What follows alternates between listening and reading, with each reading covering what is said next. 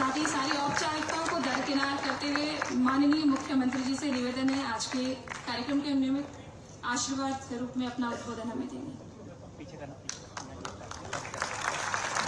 भारत माता की, भारत माता की।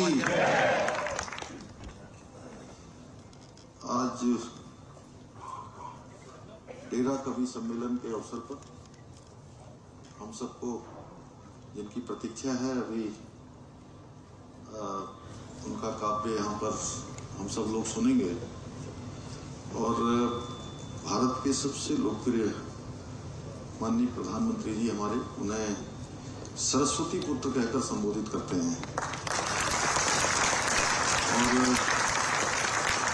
और ये बहुत ही कुशल वक्ता हैं, जिस मंच पर होते हैं पिन ड्रॉप साइलेंट वहां हो जाता है। उनकी आवाज में एक कुशल कवि ही नहीं बल्कि पूरा हिंदुस्तान बोलता है। ऐसे आज के इस कार्यक्रम में मैं डॉक्टर कुमार विश्वास जी का और उनसे मेरा बहुत रिश्ता है, बहुत अभिन्न रिश्ता है, हमारा पारिवारिक रिश्ता है। और मैं सच कहूँ तो आयु में मेरे से बड़े हैं, बड़े भाई के नाते भी हमारा हमेशा मार्गदर्शन भी करते हैं, हमेशा मुझको प्रेरित भी करते हैं। तो देवभूमि उत्तराखंड पधारे हैं आप।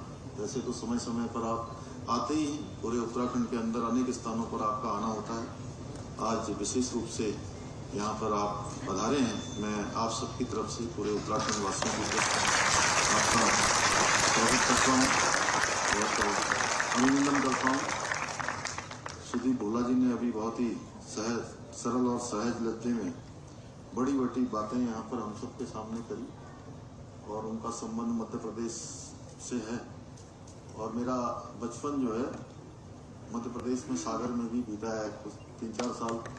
तो इस नाते मैंने उनसे पूछा, विशेष रूप से जबलपुर के वो रहने वाले हैं, उनका भी बहुत स्वागत है। कुशल जी आशे के भी कुशल कवि हैं, उनका भी बहुत मैं स्वागत करता हूँ। कविता तिवारी जी वीर रस का ऐसा स्वर जो देश और देश के बाहर सनातन धर्म और देश की बात करती हैं। और रमेश जी, मुस्कान जी का भी बहुत स्वागत। और आप सभी का मैं इस मंच से सभी कवियों का, आप सभी महानुभावों का यहाँ पर हृदय से स्वागत करता हूँ, अभिनंदन करता हूँ। और आज इस कवि सम्मेलन के माध्यम से आप सभी साहित्य रसिकों के सम्मुख उपस्थित होकर मुझे बहुत प्रसन्नता हो रही है। साथियों, कवि केवल शब्दों के निर्माता नहीं होते हैं, बल्कि वो समाज के चिंतक होते हैं, मार्गदर्शक होते हैं और प्रेरणा भी उनसे मिलती है। उनकी कविताएं समाज को दर्पण दिखाने का काम करती हैं और मार्ग प्रशस्त करने का काम करती हैं। और जब समाज बहुत सारी उलझनों से घिरता है तब कवि अपनी लेखनी से, अपनी कविताओं से न केवल समाज को नई दिशा दिखाने का काम करते हैं बल्कि समाज में एक सकारात्मक परिवर्तन लाने का प्रयास भी करते हैं। भारत के स्वतंत्रता आंदोलन को भी तभी गति मिली जब हमारे कवियों ने, रचनाकारों ने अपनी रचनाओं से देशवासियों को स्वतंत्रता आंदोलन में भाग लेने के लिए प्रेरित किया। आज ऐसे ही महान कवि भाई डॉक्टर कुमार विश्वास जी हमारे सम्मुख उपस्थित हैं, जिनकी वाणी में बहुत ही विरह भी है, प्रेम भी है, विद्रोह भी है, देशभक्ति भी है, हास्य भी है और भक्ति भी है। मैं वैसे पता नहीं आप लोगों के, मैं सबसे ज्यादा आपसे तब जो है प्रभावित हुआ जब मैंने आपका सुना कोई दीवाना कहता है।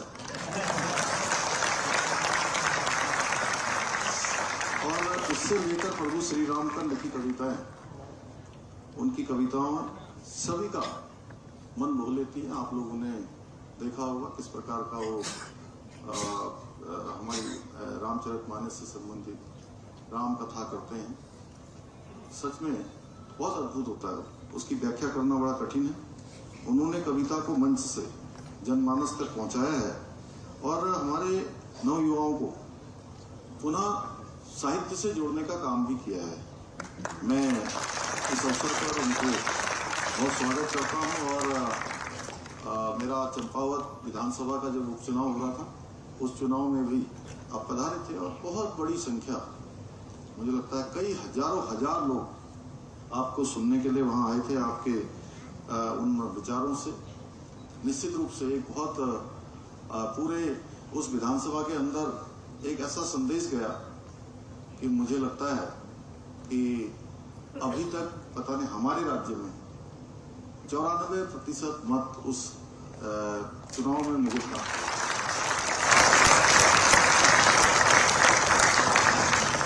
साथियों, मैं भी जब विश्वविद्यालय में पढ़ता था, टूटा फूटा लिख पढ़ लिया करता था, बहुत ज्यादा नहीं, जैसा कुमार भाई और मंच पर बैठे हुए लोग हैं, बहुत छोटा मोटा। अब तो मौका भी नहीं मिल पाता। जयशंकर प्रसाद जी, मैथिली शरण गुप्त जी, रामधारी दिनकर जी, आगे और हरिवंश राय बच्चन मेरे सभी बहुत पसंदीदा कवि रहे हैं। साथियों, हमारी देवभूमि की ये पावन धरा सदियों से रचनात्मकता का अद्भुत केंद्र रही है, जहां विचारों की ज्योति ने हर युग में समाज को प्रेरित करने का काम किया है। श्री अयोध्या सिंह उपाध्याय हरिओद हो या सुमित्रानंद बंद हो या गिरदा हो या नागार्जुन हो उत्तराखंड की वादियों में लिखी, इन सब की रचनाएं हमारे यहाँ आज भी गूंजती हैं। देवभूमि उत्तराखंड में, जहाँ एक और हिमालय की ऊंची ऊंची चोटियों से नए नए विचारों की ऊंचाइयां जन्म लेती हैं और नदियों के कलकल में छंद की लय छिपी होती है। हमारी सरकार भी साहित्य और संस्कृति के संरक्षण एवं उसके प्रोत्साहन के लिए संकल्पबद्ध है, प्रतिबद्ध है। हमने राज्य में उत्तराखंड साहित्य गौरव सम्मान के माध्यम से उत्कृष्ट साहित्यकारों को सम्मानित करने का कार्य भी प्रारंभ किया है। साथ ही हमने विभिन्न भाषाओं में ग्रंथ प्रकाशन के लिए वित्तीय सहायता योजना के तहत साहित्यकारों को अनुदान भी हम प्रदान कर रहे हैं। इतना ही नहीं, हमारी सरकार प्रदेश के उत्कृष्ट साहित्यकारों को साहित्य भूषण और लाइफ टाइम अचीवमेंट पुरस्कार से भी सम्मानित करने का कार्य कर रही है। इसके अंतर्गत अभी हाल ही में हमने 5-5 लाख रुपए की सम्मान राशि प्रदान करने की घोषणा की है। इसके साथ ही हम युवा पीढ़ी को साहित्य के प्रति आकर्षित करने के लिए विभिन्न प्रतियोगिताएं और कार्यक्रमों का आयोजन कर रहे हैं, ताकि वो अपनी संस्कृति और साहित्यिक धरोहर से जुड़ सकें और उसे आगे बढ़ाने में, जो हमारी विरासत है, उसे आगे बढ़ाने में अपना योगदान दें। क्योंकि आज हमारे बीच में स्वयं डॉक्टर कुमार विश्वास जी उपस्थित हैं, जिनकी कविताएं केवल पंक्तियां नहीं रह जाती, बल्कि जनमानस के लिए प्रेरणा का काम करती हैं और परिवर्तन का स्वर बन जाती हैं। इसलिए मैं बहुत अधिक नहीं कहूंगा, बस यही कहूंगा कि आइए हम सभी इस साहित्य संगम को एक नई चेतना, नई ऊर्जा और विकल्प रहित संकल्प को आगे ले जाने का संकल्प लेकर यहाँ से जाएं। अंत में मैं इस आयोजन के लिए भाई भरत कुकरेती जी का और मयंक अग्रवाल जी का, आशुतोष जी का, रोहित चोटीवाला और फन परिवार को सबको मैं बहुत बधाई देता हूं कि उन्होंने एक शानदार आयोजन किया। और मैं तो बहुत प्रसन्न हुआ जब उन्होंने बताया कि आप आने वाले हैं। तो अच्छा, मुझे आपकी तरफ से नहीं कहा, लेकिन इन लोगों ने मुझे बता दिया था। आज मैं यहाँ था नहीं, मैं कल से बाहर ही था, नैनीताल के 2 दिन के मैं दौरे पर था, तो आज भी मुझे वहाँ रुकना था, लेकिन इन्होंने कहा कि 7 तारीख की शाम को है। 2 दिन पहले ही बताया मुझे। मैंने कहा चाहे कुछ हो जाए, मैं जरूर जो है उस कार्यक्रम में पहुंचूंगा। ये अवसर मैं खोना नहीं चाहता हूँ। एक बार फिर से आप सभी को यहाँ पधारने के लिए, इस सम्मेलन में आने के लिए मैं बहुत आप सबका स्वागत, अभिनंदन करते हुए और आप सबका धन्यवाद करते हुए अपनी बात समाप्त करता हूँ। बहुत बहुत धन्यवाद।